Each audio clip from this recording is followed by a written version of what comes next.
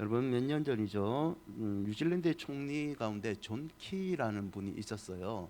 이분이 갑자기 총리의 자리에서 물러납니다.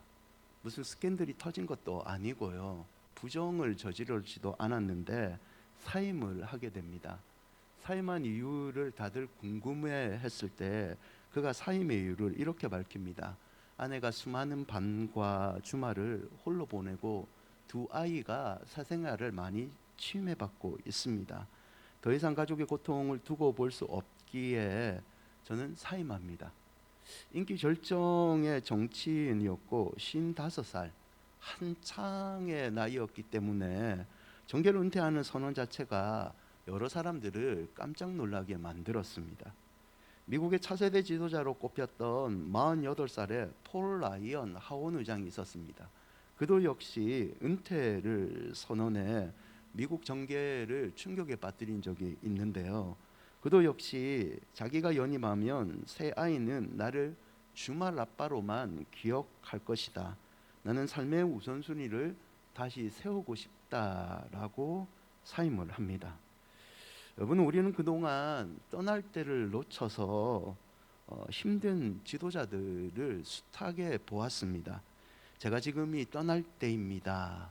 딱 한마디인데 이 한마디를 하지 못해서 어려움을 당하는 경우를 많이 봤죠. 스스로 떠날 때를 잘 떠나는 것은요, 자기 분수를 잘 안다는 말입니다. 하지만 떠날 때 떠나지 못하여 부적절한 행동으로 온 사회를 발칵 뒤집을 뿐만 아니라 나만 그렇게 아니라면 된다, 버티고 버티는 사람들이 많죠. 여러분, 사람은요, 떠날 때를 알고 떠날 줄 알아야 됩니다. 믿음에도 떠날 때가 필요한 경우가 있습니다. 본문에는 떠날 때 떠난 한 사람이 등장하는데요. 그 사람은 아브람입니다. 아브라함은 인구가 25만 명 정도의 당시의 큰 도시인 이 갈대아 우르에 거주하는 사람입니다. 당시 갈대아 우르 지역에는요, 출토된 유물을 보면 이 보석 세공품, 서적 등이 많이 발굴이 됩니다. 이것으로 추측해 본데 갈대아 우르는 상당한 문명이 발달된 중심지였죠. 창세기 11장 27절을 보면 아브라함의 가족이 소개되는데요. 아버지는 데라이고 형제는 나홀과 하란입니다. 여호수아 24장 2절에도 아브라함에 관해서 언급을 하면서 특히 그의 아버지 데라가 강 저쪽에 거주, 이 갈대아 우르인데요, 강 거주에 거주할 때 다른 신을 섬겼다라고 기록되어 있습니다. 단순히 하나님 외에 다른 신을 모셨다라는 의미를 뛰어넘는데요, 유대인의 전승에 의하면 이 데라는 우상을 만들고 판매하는 사람이었습니다. 여러분, 우리가 알다시피 고대 세계는요, 정치와 종교가 일치된 사회입니다. 종교가 큰 영향력을 미치는 사회이죠. 그 사회에서 섬기는 신의 우상을 만들고 판매한다는 것은 꽤 사회적으로 높은 위치, 재력과 권력을 다 가진 겁니다. 아브람 역시 우상 숭배자일 가능성이 높습니다. 여러분, 성경은요, 아브라함이 언제 어떻게 하나님을 정확하게 만났는지 구체적으로 말해주지는 않습니다. 창세기 12장 1절에서 하나님이 아브라함을 부르시는 것이 처음인지 그 전에 아브라함을 불렀는지 명확하게 알 수는 없습니다. 하지만 갈대아 우르에서 오늘 하나님이 아브라함을 부른 이 사건은요, 아브라함의 인생을 바꿔 버립니다. 창세기 12장 1절인데요, 다시 함께 읽어볼까요? 여호와께서 아브라함에게 이르시되 너는 너의 고향과 친척과 아버지의 집을 떠나 내가 내게 보여줄 땅으로 가라. 조상 때부터 살아온 땅이에요. 아버지가 기반을 이루었습니다. 안정된 사업이 있고요, 친지들이 여기에 다 있습니다. 익숙한 환경과 문화입니다. 아브라함은요, 이 땅을 떠난다는 생각을 해보지 않았을 겁니다. 그런데 하나님이 뭐라고 합니까? 떠나라. 근데 성경을 자세히 보면 어디로 가라고 말씀은 안 해주십니다. 1절을 다시 보시면 내가 내게 보여줄 땅으로 가라. 어디 보여주시면서 지도 하나 던져주시면서 여기야, 여기 가, 이게 아니고요. 그냥 내가 너에게 지시한 땅으로 무조건 가라라는 명령이죠. 이 명령을 들으면요, 아브라함은 아버지한테 뭐라고 얘기해야 됩니까? 아내를 뭐라고 얘기하면서 설득하고 데려오고 가야 되는 거죠. 여러분 생각해 보면요, 우리 인생에서 떠나는 거 쉽지 않습니다. 익숙하고 안정적인 것들요, 떠나는 거 정말 쉽지 않습니다. 저는 지금 서울에서 목회를 하고 있습니다. 언젠가 설교 시간에 한번 얘기해 드렸는데요, 저는 서울에서 목회를 진짜 오래전부터 해보고 싶었습니다. 기회도 있었습니다. 제가 이제 대학 4학년쯤이죠 하고 대학원을 진학하고 나서 서울에 올 수 있는 기회가 있었습니다. 왔을까요? 안 왔을까요? 못 왔습니다. 왜요? 무서웠습니다. 지금은 그래도 서울말을 쓰잖아요. 이 사투리 가지고 어떻게 서울에서 사역을 할 수 있을까? 저는요, 대학교까지 부산을 떠난 적이 없습니다. 고등학교까지요, 걸어서 학교를 다녔습니다. 그러니까 서울에서 뭘 이게 나 혼자 신앙생활을 하는 것이 아니라 이 교육부서를 해야 된다는 것 자체가 무서웠습니다. 포기했습니다. 4년 뒤에 기회가 또 한 번 있었습니다. 홍제동에 있는 목사님은 면접하는 순간 그 다음 주 또 바로 오라고 했습니다. 못 간다고 이틀 뒤에 얘기했어요. 이제 결혼을 하는데 나 혼자 살 것도 아닌데 서울에서 내가 살아보지 않는 곳에 사는 게 무섭더라고요. 전철 타다가 헷갈려서 헤매지는 않을까, 너무 무섭더라고요. 여러분, 떠나는 건요 정말 쉽지 않습니다. 특히 사람들은요, 떠남에 당위성이 없으면요, 새로운 시도를 하지 않고 낯선 영역에 가는 것을 많이 싫어합니다. 그러나 하나님은 아브라함에게 지금 뭐라고 얘기합니까? 떠나라. 여러분, 오늘날도 하나님은 때론 우리에게 떠나라고 말씀하실 때가 있어요. 익숙한 것을 버리고 세상 것을 너 조금 포기하고 내가 지시하는 곳으로 너 한번 떠나라라고 말씀하실 때가 있는 거죠. 쉽게 받아들일 수 있는 부르심 아닌 거 압니다. 그래서 우리는 하나님께 이런 말을 하죠. 하나님, 꼭 떠나야 됩니까? 하나님, 지금 내가 하나님 일 열심히 할 게 더 많이 남아 있는데 나중에 떠나면 안 되겠습니까? 하나님과 협상을 여러분 시도하고 있지는 않습니까? 여러분, 지금 떠나라는 말은요, 지역적으로 이사 가라는 말은 아니잖아요. 이 떠나는 것은 직업의 전환일 수도 있고요, 태도의 변화일 수도 있습니다. 더 심각하게 이 떠나라는 말은 아주 편해진 내 신앙의 습관을 하나님께서 이제는 더 이상 방관하지 말고 고치라는 말일 수도 있고요, 더 이상 죄를 너 나와 양다리 거치지 말고 하나님보다 더 좋아하는 것을 너 끊어버리라는 의미도 들어가 있습니다. 사랑하는 여러분, 여러분이 떠나야 될 것은 무엇입니까? 올 한 해 여러분이 하나님 앞에서 진짜 큰 복을 받으시기를 여러분 축원드립니다. 그 복을 받기 위해서는요, 우리 연초에 하나님 앞에서 이제 떠나지 못하고 있는 것들, 끊어야 될 것을 떠나야지 하나님의 새로운 축복을 누릴 수 있습니다. 여러분, 믿음 안에서 떠남은요, 끝이 아닙니다. 새로운 축복의 시작 아닙니까?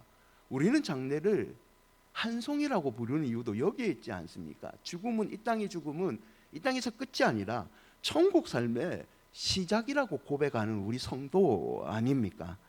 사랑하는 여러분, 아브라함처럼 하나님의 명령에 아멘함으로 떠남의 복을 누리시기를 다시 한번 축원드립니다. 첫째는요, 아브라함의 떠남은요, 하나님의 약속을 의지한 떠남입니다. 떠남을 명령하신 하나님께서는요, 약속과 명령을 주시는데 창세기 12장 2절과 3절에 이런 약속과 명령을 주세요. 함께 읽어볼까요? 내가 너로 큰 민족을 이루고 내게 복을 주어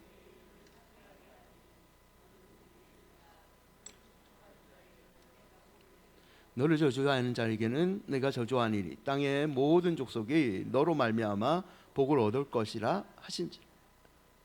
큰 민족, 아브라함으로 큰 민족을 이룬다, 이 약속이 지켜지죠. 이스라엘의 조상이 되게 하십니다. 그의 후손 가운데 예수 그리스도가 탄생을 하시죠. 복을 주어 아브라함에게 복을 내리겠다 약속하시고 창대하게 하리라. 이름이 창대케 되게 된다는 거죠. 여러분, 창대케 되리라는 말을 현대인의 성경은요 이런 번역을 써요. 12장 2절을 보시면 창대케 되리라, 내 이름을 크게 떨치게 하겠다라는 표현을 씁니다. 창세기 12장 1절과 3절은 하나님이 아브라함에게 주신 첫 약속입니다. 약속을 주시기에 앞서 1절에서 하나님은 어디를 가야 될 목적지를 구체적으로 밝히지 않지만 떠나야 할 곳을 떠남으로 네가 받게 되는 복을 구체적으로 설명해 주십니다. 이런 거죠. 2절과 3절을 다시 보시면 내가 너로, 너는 복이 된다, 너를 축복하는 자에게, 너를 저주하는 자에게 너로 말미암아, 이 너라는 말을 5번 반복을 합니다. 이 의미는 갈 목적지를 분명하게 밝히지 않지만 너, 하나님을 믿는 너, 내가 너를 복을 만들어주는 사람, 너를 큰 민족으로 이끄는 사람으로 반드시 이끌어 주겠다라는 약속을 주신 겁니다. 여러분, 내 경험과 내 생각 따르지 마라. 목적지 분명치 않지만 내 약속을 의지하면 너는 반드시 복의 근원이 된다는 말씀이죠. 여러분, 아브라함 이전에요 자신의 이름을 크게 떨치고자 했던 사람들이 있습니다. 창세기 12장 바로 앞전에 놓는 사건인데요, 그 사람들이 누구냐면 창세기 11장 4절에 현대인의 성경에 보면 이런 구절이 있어요. 그들은 또 자 성읍을 건축하고 하늘에 달 탑을 쌓아 우리의 이름을 떨치고 우리가 사방에 흩어지지 않도록 하자고 외쳤다. 여러분, 누군지 아십니까? 바벨탑을 쌓았던 사람들입니다. 이들이 바벨탑을 쌓을 때 하나님의 도움 필요 없이 우리는 우리 이름을 떨치기 위해서 높은 탑을 쌓겠다, 하나님이 우리 찢어지지 못하게 우리는 강하게 뭉쳐서 권력을 행사하겠다, 이렇게 외쳤던 사람들이 있었습니다.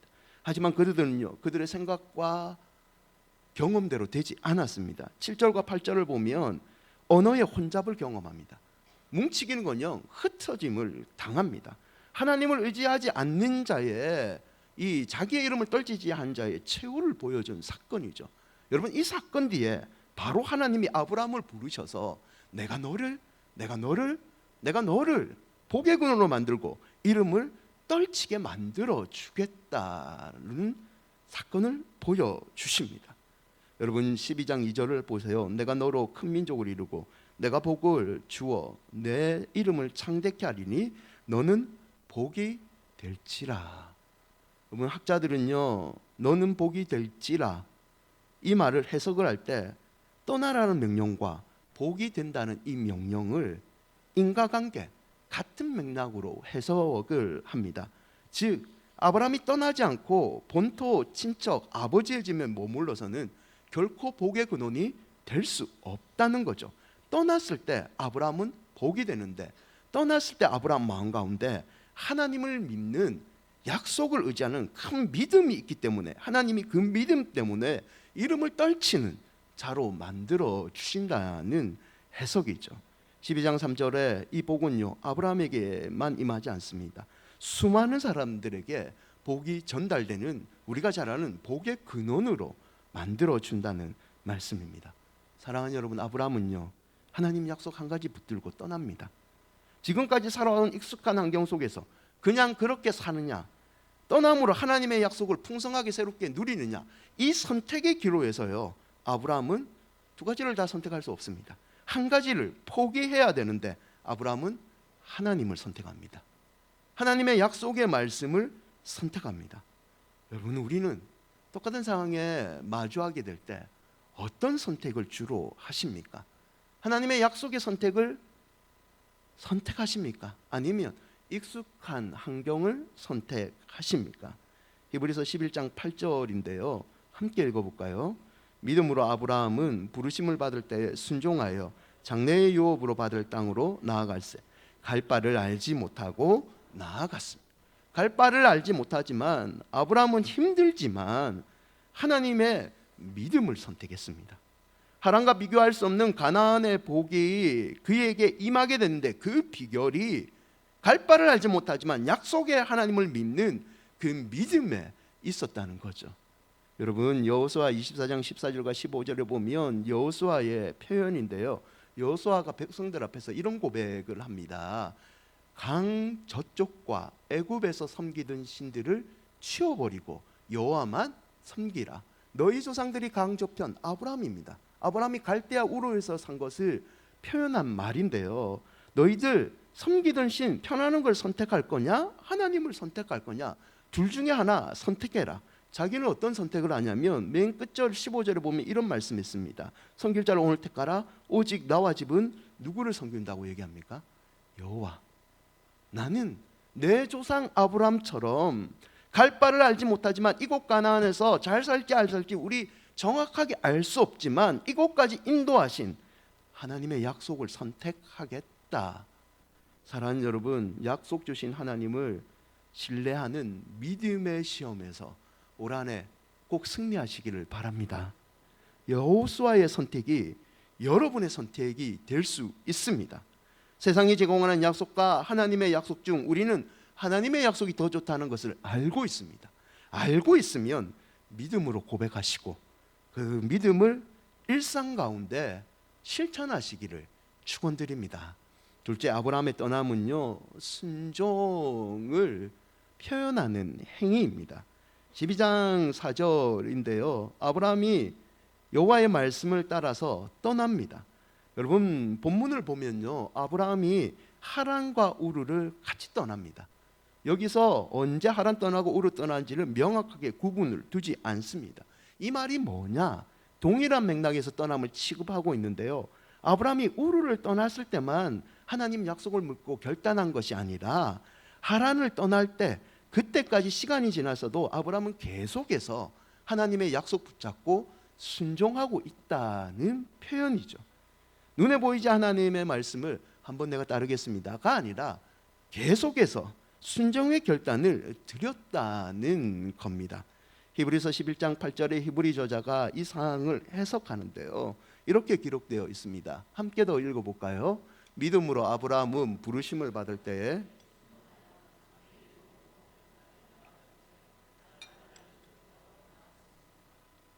우르를 떠나고 하란을 떠나는 이 지속적인 행동을 히브리 저자는 순종의 믿음이다 라고 해석을 합니다.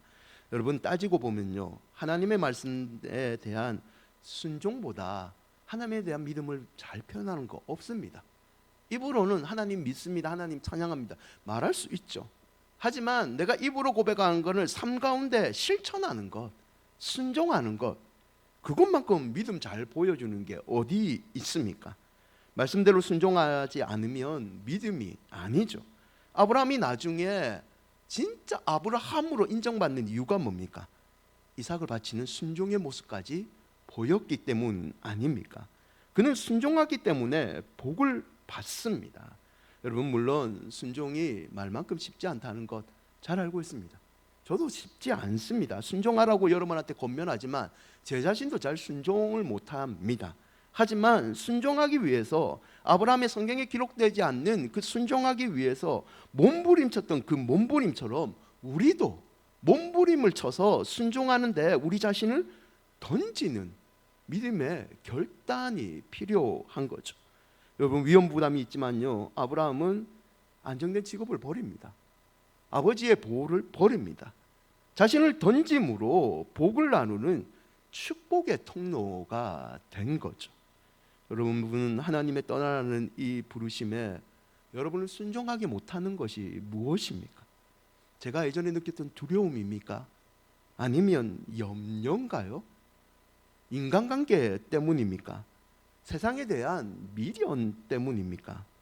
욥기 23장 10절에 이런 표현이 있는데요. 그러나 내가 가는 길을 그가 아시나니 그가 나를 단련하신 후에는 내가 순금같이 되어 나오리라. 아멘. 욥이 순금같이 되는 이유를 그가 나를 단련하신다라는 표현을 씁니다. 내가 하나님의 믿음에 순종하기 위해서 몸부림을 치면 하나님이 나에게 찾아오셔서 그 몸부림에 훈련을 시키셔서 하나님이 원하시는 순금과 같은 축복의 사람으로 만들어 주신다는 거죠. 여러분, 올해 여러분의 삶 가운데 믿음의 갈등이 있을 때 욥의 이 표현을 기억하십시오. 이 믿음의 시험 가운데 나를 단련하신 그분께서 나를 순금같이 만들어 주시리라. 순종했을 때 하나님께서 여러분을 도와주십니다. 도와주셔서 우리를 위대한 하나님의 사람으로 만들어 주십니다. 말씀을 맺고자 합니다. 여러분, 카이스트 박사면서 스탠퍼드 대학 박사 후 연수의 영예가 보장된 한 사람이 있었습니다. 하지만 그는 어느 날 스탠퍼드 연구원에 보장된 자리를 뒤로 하고 중국의 청소년들을 위해서 자신의 인생을 던집니다.